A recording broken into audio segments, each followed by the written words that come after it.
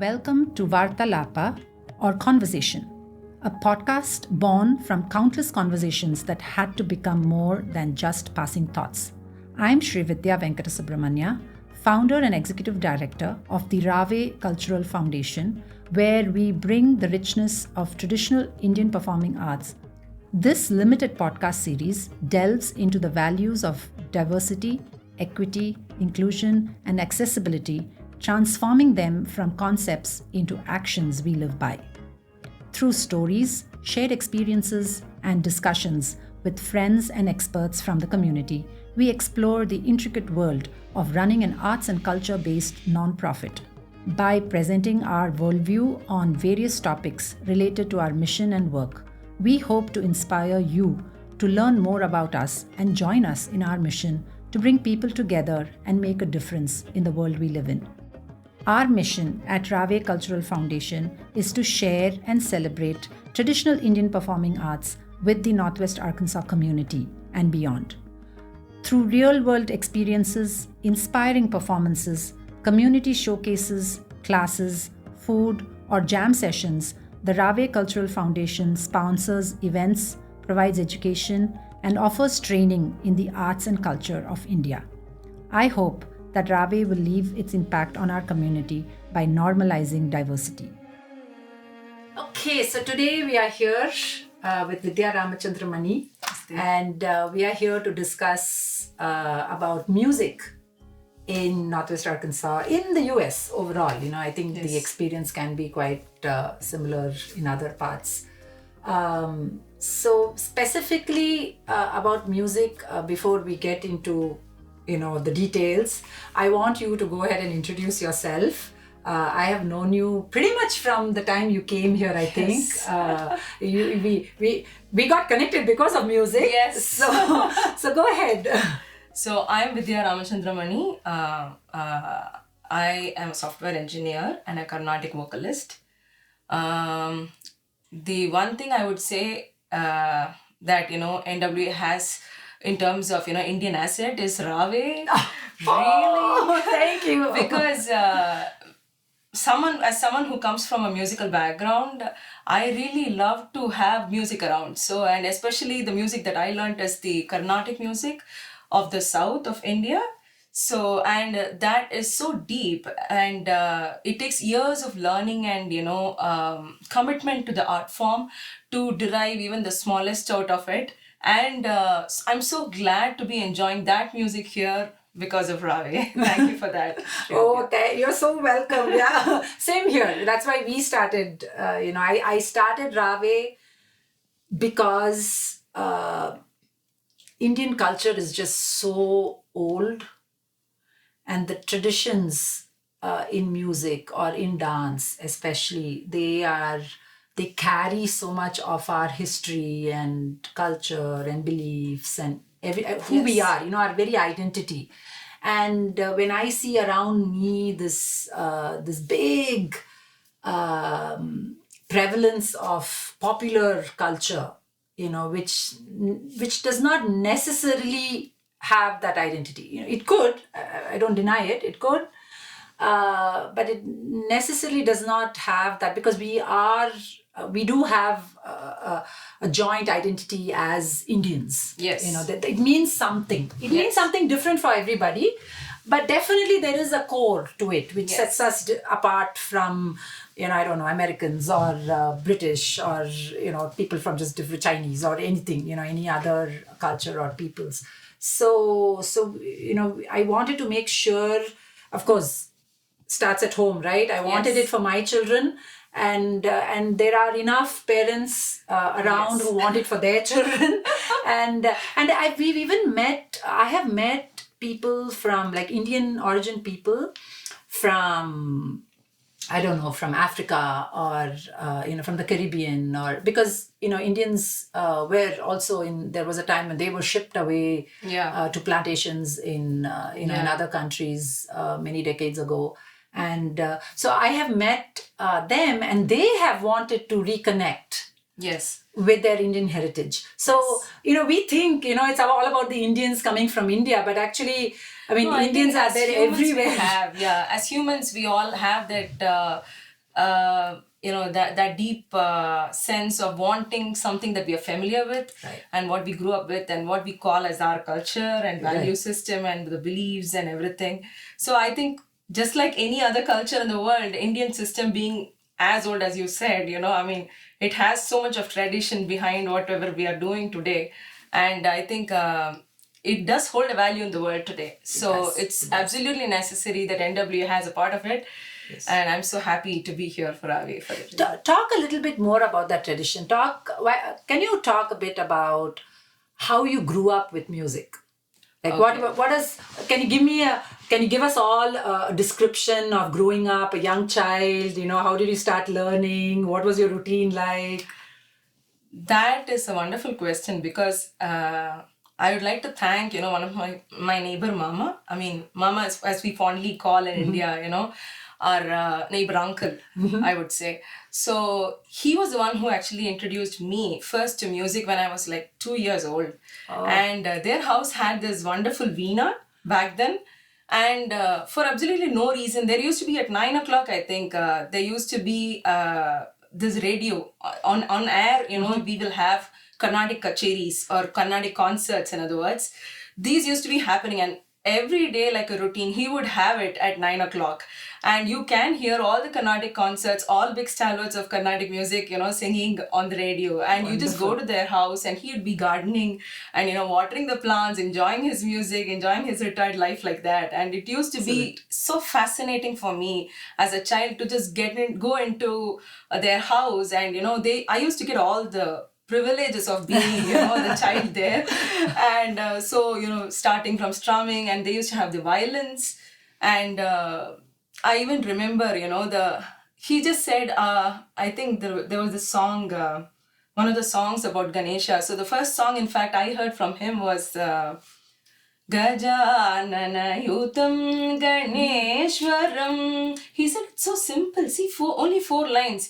I think you can learn it. And I learned it as a child of 4 years old. Wonderful. And this happened so smoothly, there was no difference of your child or my child, your grandchild or my grandchild. Such was the culture, such was the community, I would call it. And this absolutely fascinates me when we think of today, we have not built that community for ourselves. And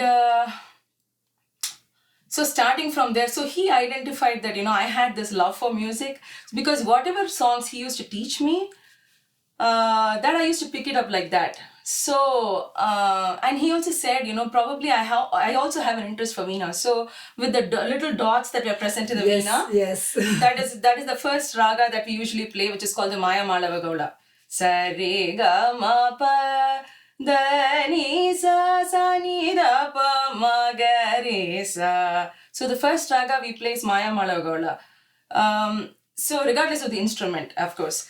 So that is what is taught in vocals as well as in instruments. Right. So the first thing he thought was, with those dots, just try playing that, just try strumming the veena and things like that. And I used to enjoy that time, and I used to get lost. And I think that is what music gives you, You don't realize yourself when you do that. And that is something of the highest order that every human being should know. That silence, that peace within, that is brought because of music for a few minutes. Yeah. And today's world really needs more music of that sort. Absolutely. It's like a lot of Indian people themselves, they don't understand that even popular music is based, it comes from classical music, like whether it was the great Lata Mangeshkar or whether it is any of the singers today, even in Bollywood, their strength, you listen to any of their interviews or anything, they will say the first thing is they'll say Riyaz. You have to practice, yes. You have to know your scales, you have to know your ragas, the foundations. And so how was your practice journey been? Because I'm asking that question very specifically for all the younger people listening to this podcast. I understand. Who don't want to practice. So the practice was expected, minimum we used to have 2 classes. My schedule was jam-packed in the evenings. I used to go for veena classes twice during the week. the singing classes twice during the week. And of course, it was mandated to do it at home every day. So every day you will have to come back. Of course, this is apart from the academics that we had. Right. So it was mandated. Yes, I did have some perks, some time like the children of today, but it was not, but still it was a strict environment where your teacher still expects you to deliver it the next class, which means you will have to take it up seriously at that level. And I didn't know the how deep it is at that time, to be honest. So everybody starts that way, but the way that you slowly learn the varisais and how they are being taught to you, the varisais are the boring thing. I really admit to all the students of Carnatic music, I know it's really boring, but once you cross varisais, you really start appreciating it a lot more. Especially when you come to Varnams, which is an advanced lessons, which are based both out of the solfa syllables as well as having a tune and a sahityam to it. You start appreciating why you sang, why you were given those exercises back then, and how important they play in your life, as a singer, as you evolve as a singer. And to advanced levels such as Manodharma, like the jazz that provides the improvisations today, which can be related to the jazz improvisations that we have today. So Carnatic music, the intelligence of a musician was based out of the Manodharma that he had. So every musician was given an opportunity to experiment on Manodharma, which is still considered the highest. Yes. Because the Manodharma happens when you are dealing only with music at that time. Right. So your ragas, how you explore raga, there are different forms by which you explore Manodharma. Like Neraval, for example, is taking a few lines, lyrics, and exploring them in the depths of the raga. So you elaborate each line in different variations, giving it different accents, and enabling the audience to connect with the lines. So that is on Neraval. So each of the singer can emote all these things in a very different way, and it's so unique to the person. Right. So that is why, we listen to MS Amma for a reason, we listen to, DK Patama for a reason. Right. And we listen to ML Vasantakumari Amma for a reason. Right, yeah. There are stalwarts who have done, and we know Aruna Sairam these days, she's known for Uthikadu Venkatayar's, Subayar's compositions. Yes. So there are uniqueness that each of these musicians bring to the table that is rejoiced by audience of all types. You're given a choice. You, depending upon your personality, whatever reflects to you, whomsoever is appealing to you, you have a choice of choosing them and going to their concerts.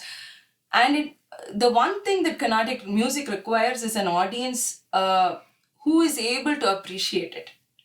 So that is where I find that people today are not having that knowledge enough to appreciate a music of this highest order. Yes. And then that brings me to my next question, which is how do you transfer that to your children? Because your experience was in the home country, surrounded, you had that environment, Yes, that environment absolutely. was starting from your neighbor to all the sabas. And I don't mean just the sabas, it's just that whole, like you go to a temple, you're going to hear, Carnatic music. You go here, so you're surrounded by it, so it's normalized, it's like you just, it's familiar.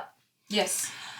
You step away from that environment, and I remember even when we moved as a family from Chennai to Delhi, for example, you didn't get to hear that much Carnatic music. That's why I have both an appreciation for Carnatic and Hindustani music, because in Delhi I heard more and more Hindustani music. So I appreciate both styles very well, and I'm just very lucky that way. I think you're just showing an example of how, music is still one, and we just choose to enjoy it in a different way, the way that we like each time. Yes. So because when you were in the South, probably you would have appreciated Carnatic music more. And when you were in the North, probably you started appreciating Hindustani. And so when I came here, I started appreciating the different genres that we have here, like the jazz and the pop and whatever, Right. There is still scope of appreciating all that music while also holding on to your music.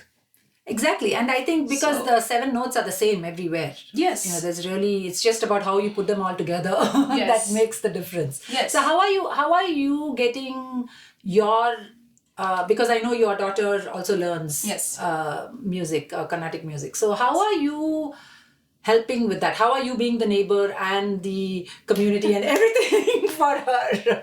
So this is more of a house, a ritual in the house. Like I said, nothing comes easy without practice. Mm-hmm. So practice or the riyaz is the very basis of, learning an art form. Whatever be it, whether it's painting, drawing, an art can only be felt. The problem with art is it can only be felt, and feelings only come when you do things. Right. So if you don't do, you're not going to feel it. Right. And if you don't feel it, you're not able to Right. do whatever. Continue doing it. So it's not going to be motivating enough for you. Right. So it becomes mandatory for me to sit with her and probably, reminisce my own old lessons with her and probably share a way of appreciating the music in the way I used to appreciate because there are many ways that different teachers talk about, like depending upon the Manodharma, the basic lessons are the same. Mm-hmm. But, giving them these glimpses of, probably this is possible. See how this singer emotes. Look at that. And all that comes through listening to concerts, especially of people who have been in the field and who are here in the field to help us out. I really also appreciate the fact that there is an online platform today for at least getting in touch with our music. Right. And, many singers who are providing that opportunity of workshops. So I'm deeply thankful to all of them because being in a different place where we don't have that access to music, and so as someone who has been learning that music and wants to hear it more, right. I see that children do relate to it if you give them time, if you give them the time and the space to hear those kind of concerts. They do have exposure to this, and they do start appreciating appreciating the practice time itself. Right. So I see that when she has crossed, I think around 10 years of time, she crossed that stage where she started appreciating. Awesome. The music better. But until then, yes, it is the parents, it's the struggle of parents, like in any other art form, I would say, Right. And how else do you feel can that be made easier? Like what else? So, there's the online, and you are now a very engaged parent, like you already know a lot of that.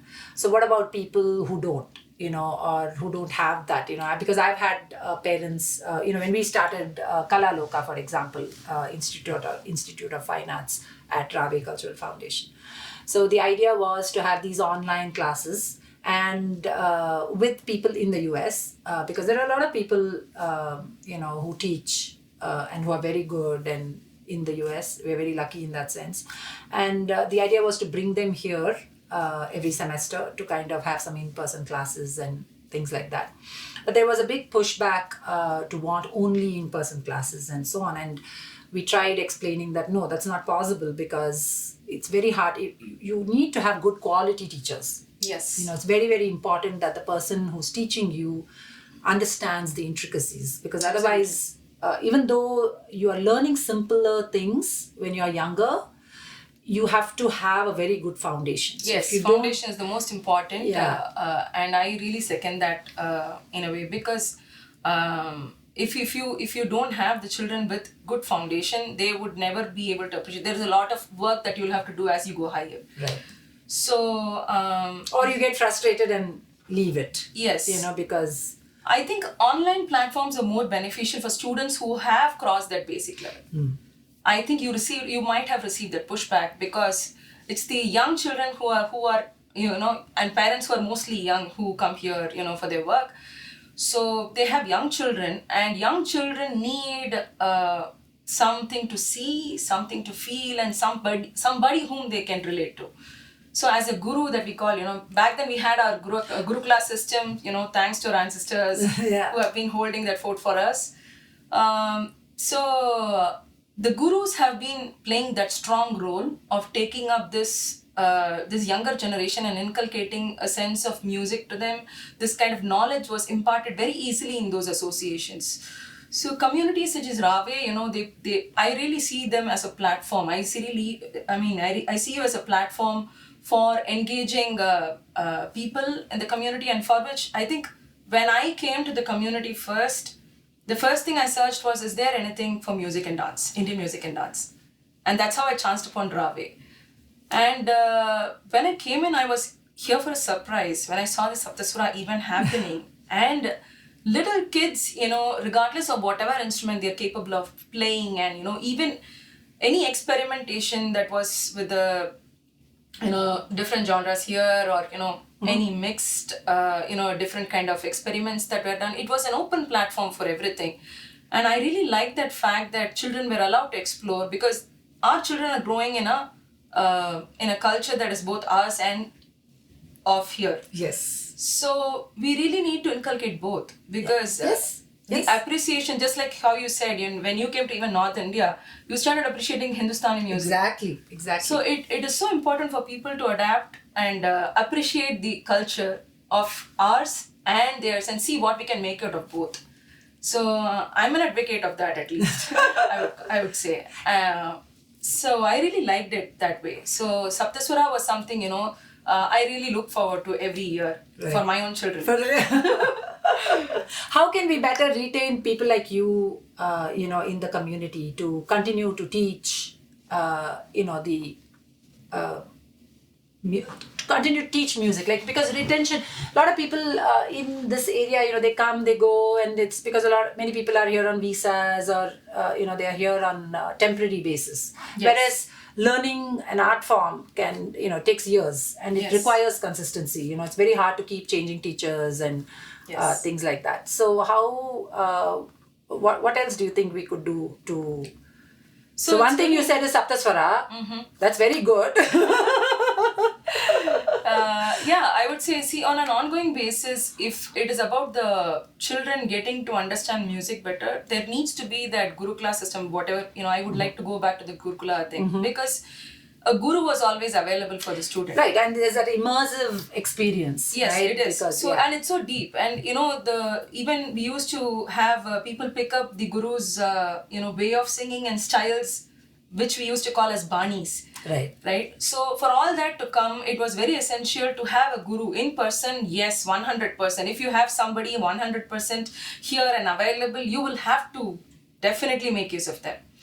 But if you don't have a choice, it is more on the parent to get them to these communities like Rave and have children experience the concert opportunities, and like the Kala Loka that you had started with, with a very good intent of having this to continue in the community. Like, children who don't have access to music are now having access to music, both online, offline sessions. Yes. I really appreciate it, because this is the best that can happen to us at this point of time. Right. And we are trying to adapt to that we can. Exactly. Yes. So, and that's why we do the master concerts also, for example. Yes. Like we insist on bringing some of the best. Yes, those are the best. We got a hat trick this year. You saw the lineup, I saw, right?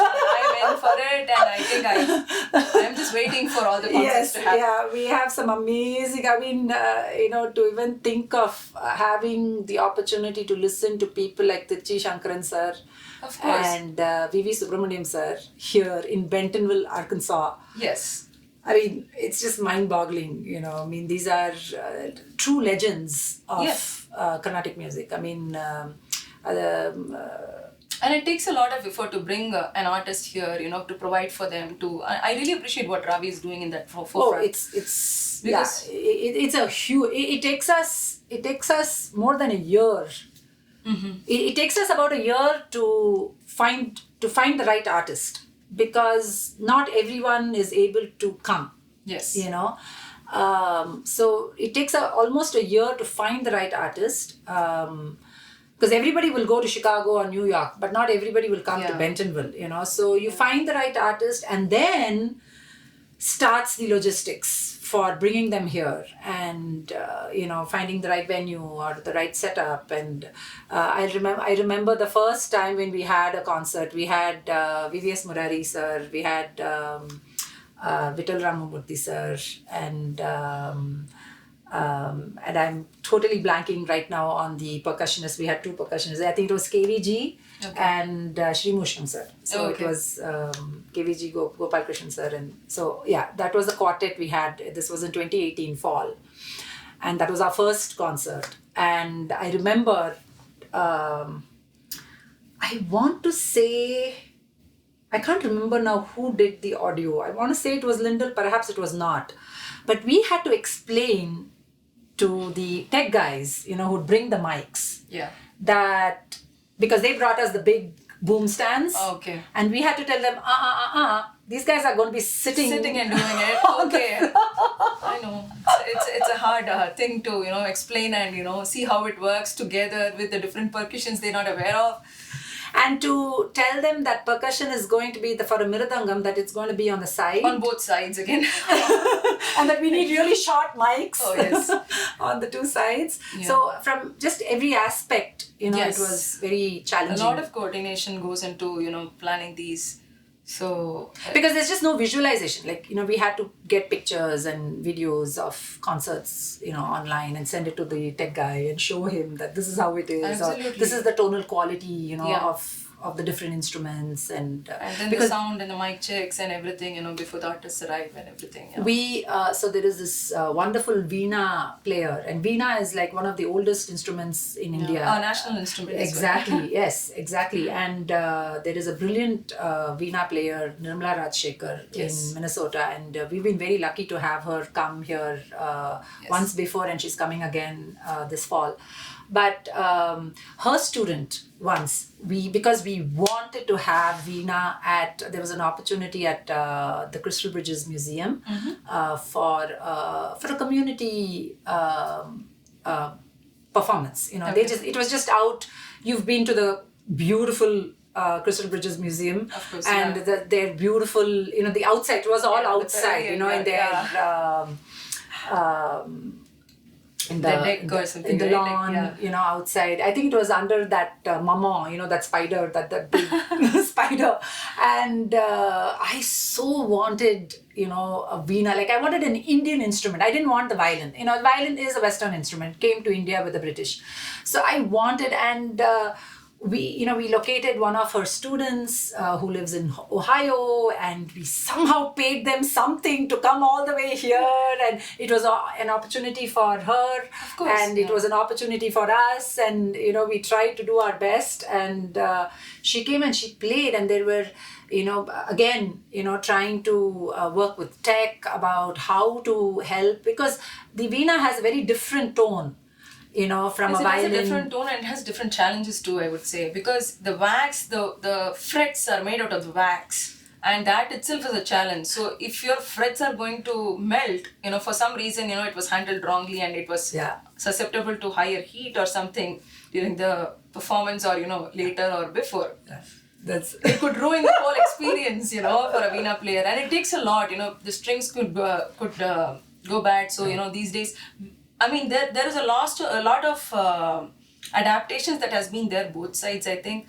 For veena, these days there are guitar pegs that are being fitted on a veena to enhance the ease of use, ease of changing strings in veena, which used to be done with brigadiers, that we call, which used to be tuned, Right, yes, the round ones. Yeah, that which we My call mom used to play, so I know a little bit. Yeah, So I think as the artist itself has some challenges, and accommodating to those challenges and still having them here is so important for us, because our children need that exposure to the culture to understand the value system we have and the belief system. At the end of it, I think it all grounds to how we are enabling our children for having access to all these things. Absolutely, right? Absolutely, and exactly, and that's why we even started the Yuva Utsav, for example. Because we wanted to give a platform for children do their arangetrams. Of course, yeah, and then that's it. And I love the concept. There's no opportunity because you're not yet ready for bigger audiences. Not yet. Just because you've done an arangetram, but you need a lot of practice playing with other musicians, and really hone and polish further, so that you can really climb that hierarchy of talent, perhaps, I think that happens in steps because the first thing that probably we would want Rave probably as a community is to bring more artists. That which you're doing now, we need you to bring more of them, and so that we can have more workshops and people can get engaged more with these musicians to understand how deep it is for even children to experience the depth of our music. Right. From the mouths of the legends. So Yes. it's so important because yes, as parents, we do help them to understand how important it is to be singing and what kind of atmosphere it brings in a home that sings and Yes. does things together. Yes. But to make it even more broader and understand the depths from which these music have been made and the dance forms that we have today. So it becomes even more important to bring artists who have been skilled enough, who have been doing these sadhanas for years together. Yes. Right. Yes. So And we have seen that, we've been, the financial stability of the organization is just as important, because without that, it's hard to, Ravi, one of the biggest positions that Ravi took when we started the organization was that we would not ask our artists to charge less. Because too often we are the ones who first ask our artists to come and perform for free.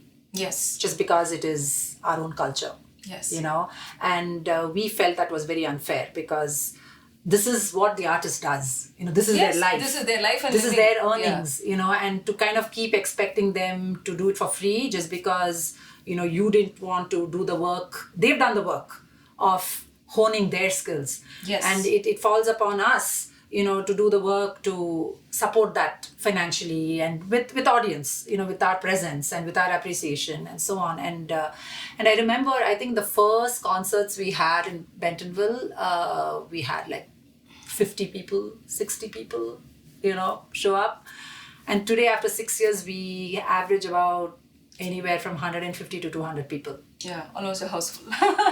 So it's great because that's a wonderful size of people who show up, to... Exactly. So we're really very happy about the fact that, we've been able to bring all these people who appreciate this. And if you see our audience, you'll find all sorts of people. Like, it's not just Indian people, or it's not just, a certain kind of, or musicians, or...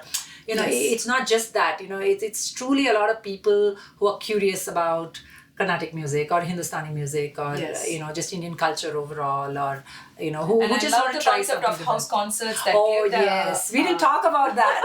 We need to talk about house concerts. Yes. So house concerts, I really love the house concerts that were happening here, and the kind of networking it provides with musicians of here, from Right. somebody who has come from a musical background. Again, I would want to relate and see how the music sounds with the folk of here, how the music sounds with jazz of here. Right. So, in fact, all these musicians who came to Rave and, whom I got to network with, they were ready to share their knowledge. And that was something so fascinating. And today's, even in India, I think we are seeing so many people opening up, albums that have the jazz components, that have rapping, that have everything, plus Carnatic, plus fusion, that we call the indie music, everything, I think so it broadens the aspect of people viewing Carnatic music in a very traditional and a set way. And There are Tiruppugar songs which are nothing but pure rap.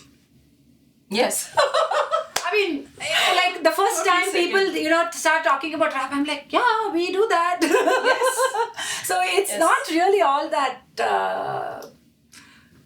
different, or I think Indian music really has a lot of these Our different poetries were styles so deep, already. I would say.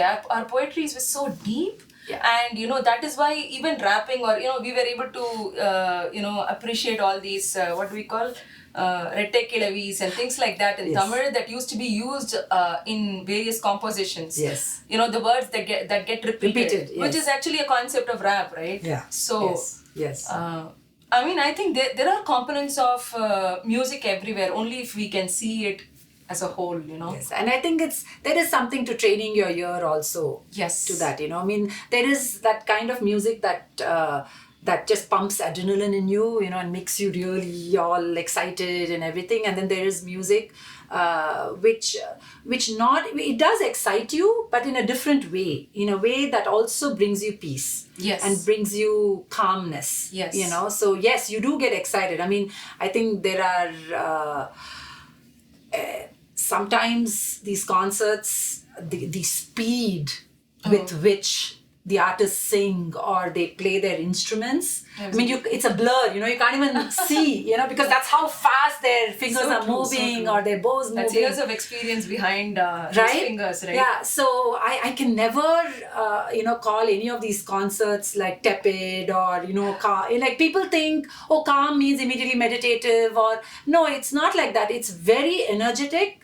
But at the same time, the result is very soothing. I don't know how to explain it. That's because of our ragas, the concept of ragas that we have, right? So I think that brings to the table the different sort of emotions. And even our directors, I mean, Indian film music directors use it, to their discretion, right? Like whatever feelings need to be focused on, that was focused in a particular way, using a particular raga. It was so easy to pull a raga and say, okay, let's make a song out of this raga. Right. So I think Indian music has a lot of wealth to be shared with the world. Yes. Or at least someone from having learned that art form. I think all of us who have learned it have that responsibility to get it on board, and bring it to the world platform here. Absolutely. Yes. And we are happy to be a part of that movement. Exactly. To keep that, tradition going, and, wherever, it shouldn't matter whether we are in Bentonville, Arkansas or,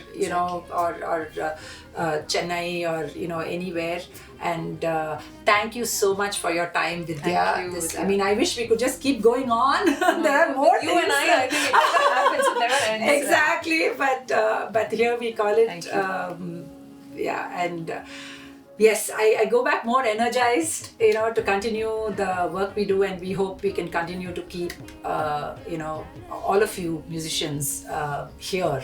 Thank you. Selfishly, so that we can keep more children engaged and more people, to learn, for them to come and learn more about each other's music. 100%. So, I'm all in. Yes, thank you. Thank you so much for this opportunity to be sharing. You're so welcome. This has been a pleasure.